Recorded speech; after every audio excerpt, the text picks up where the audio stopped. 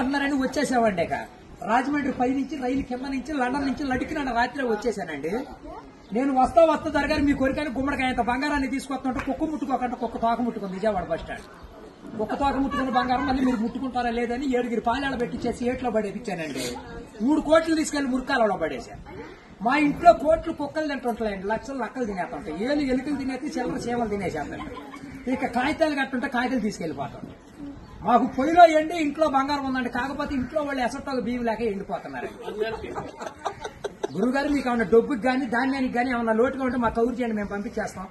మా అడ్రస్ మండలం మధ్య యాగారం దాని పక్కనే ఉండదండి, మల్లెడికి పక్కన పిల్లడికి మా ఊరు.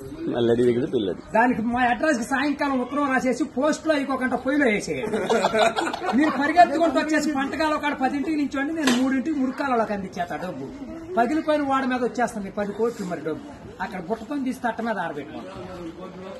అప్పుడు నేను చదువుల కాడ బాగా పాస్ అయ్యామండి. నేను చదువు సంకల వరకు చదివానండి, గుడింతాలు గుండెల్లాగా వచ్చేసి పాఠాలు పాదాల వరకు వచ్చేస్తే ఇంగ్లీష్ ఈదులు అమ్మడ పరిగెట్టేసి చదువు ఎక్కువైపోయి అబ్బాయి గారి సంతకం పెడతాం మర్చిపోయి. సోనియా గాంధీ గారి దగ్గరికి వెళ్ళి ఉద్యోగం అడిగానండి. రాత్రి రాజీవ్ గాంధీ గారు రాసిచ్చారు ఈ ఊళ్ళో ఉద్యోగం ఎక్కడైతే సంతకాలు చేసే పని ఉండదు. ఈ ఊళ్ళో ఉద్యోగం రాసాక ఒక పని దొరికిందండి. ఈ మధ్యన ముసలి ఉండకూడదని పొద్దున్న మా డిపార్ట్మెంట్ కి ఆర్డర్ వచ్చింది. ముసలి ఉన్న కాడి నుంచి అత్తాకోడళ్ళు పోట్లాడుకుంటున్నారు.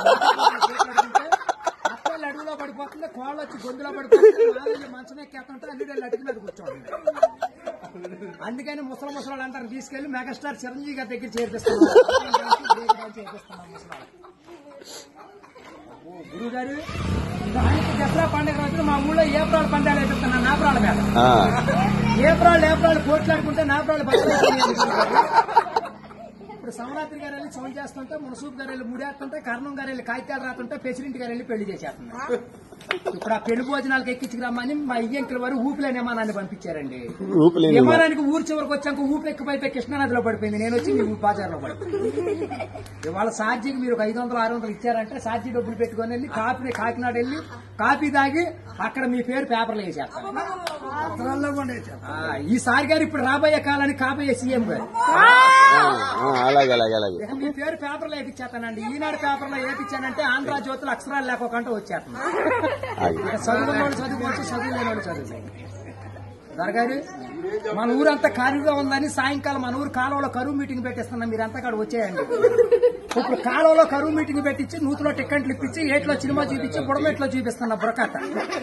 అక్కడ నీటి మీద తామరాకులు వేసి తామరాకుల మీద కుర్చీలు వేసి కుర్చీల మీద కూర్చోబెట్టించి మనిషికి 50,000 లోన్ ఇప్పించారు. 50,000 లోన్